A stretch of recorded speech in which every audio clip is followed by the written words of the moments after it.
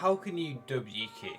I'm talking dropping 10 kill wins, 20 kill wins, even 30 kill wins, and at the top level of Fortnite, dropping 40 kill wins consistently in the first game of tournaments. If you know how, it can be a lot easier to accomplish. And today I'm going to explain exactly what times you need to W key during the game, and also fighting tips you can do to end fights faster. Like the video, and check out the solo masterclass, which has 200 videos made by top tier pros for a one-time purchase, and it gets updated seasonally. Let's go. I'm going to start by talking about the entire Fortnite game and which times you should chill out on the W keying and which times you should absolutely go ham on the W keying. And then I'm going to start talking about some fighting tips. Okay, so early game. Honestly, early game isn't too important to get kills. If you can land somewhere that has maybe one team or one other player if you're a solo, and loot it fast, get rid of them quickly, and then move on. It's important that you can 100% beat them every single time, because if you don't win that fight, you just lost the game. It's without a doubt the most RNG part of the game. You've got to make sure that you have a fully confident drop. Check out the link in the description to get the drop maps, really well priced, that all the top pros use. If you're not as confident fighting off spawn, I'd recommend just leaving off spawn altogether. Land somewhere a little bit uncontested. Preferably, another strategy you can use is landing near a big POI. So say Redline Rig. There is a couple options around Redline Rig that are like smaller POIs that if you loot up, you can then loot up and push into Redline Rig and take everyone out there. With the loot you have from the separate POI, you more than likely have better loot than everyone else, so you can just run in and take them out quickly, and suddenly you've got a medallion that heals you. Mid game is fair game. To drop high kill games, you have to be keying mid game, obviously, because early game and end game are both very RNG based sometimes, so mid game is the only place you're going to get some fair fights in. Now, do I want you to go mid zone and key? No. But the best way to key is actually to go over the side of zone to dead side and key there.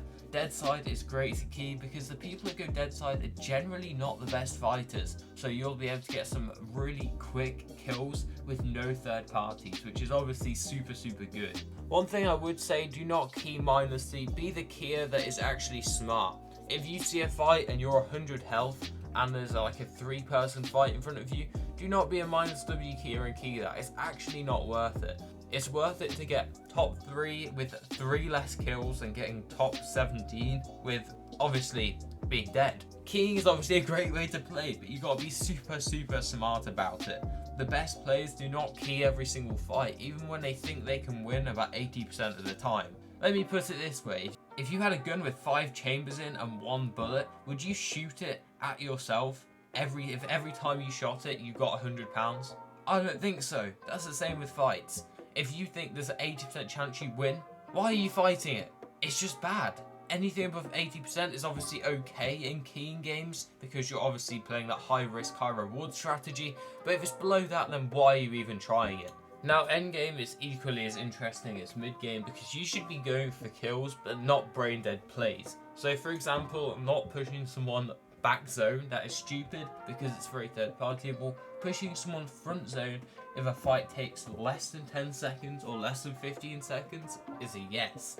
Let's be honest, you do not want to be getting a 15 kill 10th because that is quite possibly the worst first game I've ever seen, due to the fact it took you 20 minutes and kills are most likely not worth as much points. You gotta be smart about it, chat. You might be the greatest fighter EU, but if you put yourself in bad positions, you're gonna die every single game. No questions asked. Now let's talk about how you should key.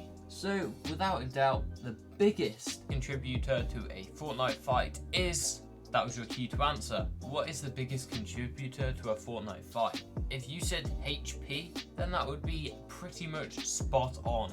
If you are 175 health and the opponent is 50, you will win that fight probably about 99% of the time. If you are 30 and they're 150, then you're going to have to play super defensive and move out of the way and, you know, run away. The reason I'm telling you this is because HP advantage can play a crucial part in your W key. For example, if I'm 100 health and haven't got any shield, then I might not W key. You do not have to get an impact frag to get a refresh. You can get a refresh, there's loot all around the map in open lobby solos, and open lobby duos. There is loot everywhere. Your teammate might have some shield. There might be an unlooted mini POI somewhere nearby that someone hasn't landed at in duos, trios or squads. There might be a lot of loot all around the map. You do not have to risk your life in your W key game trying to W key someone on 100 health. You've got to be smart with it. So with that health in mind, you should always go for a starting beam. Your criteria for whether you're keying someone or not is, have I got the starting damage? If you see them and they're not aware of you and you're able to get a couple crucial hits on them before the fight starts, and that is a WW key, for a lack of a better term.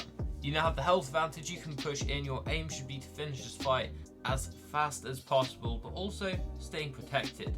A lot of people when they're low health have a tendency to edit straight out.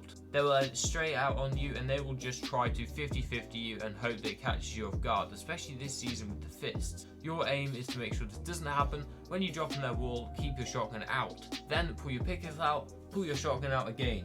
I'd say about 5 times out of 10 they will actually edit out straight on you. Or because they're desperate, they will have a completely wide open edit that they think is protected, but actually you can see their entire life in front of your eyes. Finishing the fight fast is important because you're going to get third party if not, which makes it a lot less easy to drop high kill wins because third parties slow things down.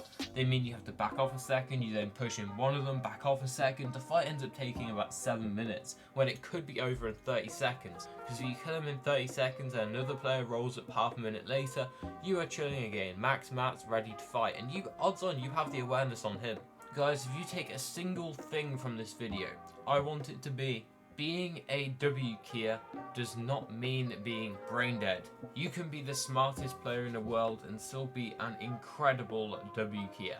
W keying is about taking the right fight at the right time. If you take the wrong fight at the wrong time, you're going to end up back in the lobby faster than you can say back in the lobby.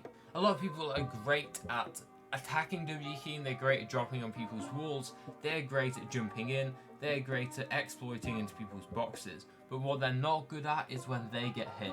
They're below health, they're panicking, they're spam building, and it's just not going to go well. That is why I have put links to the videos of defensive box fighting in the description. This gives you basically a little masterclass on how to, when you get hit, avoid players and make sure they can't do a single bit of damage back to you, especially now fists have been nerfed. This is completely free because it is on the YouTube channel, and I'm also going to put 20 tips for box fighting. Defensive box fighting is literally just box fighting, and it's not going to get much more simpler than this. 20 tips that apply to every season of Fortnite that's ever been. They're going to help you out greatly. In fact, I'm not going to put this one in the description, I'm going to put this one on the screen right now. So if you want to watch it, click on it, but if you want to watch the other one, that'll be linked in the description.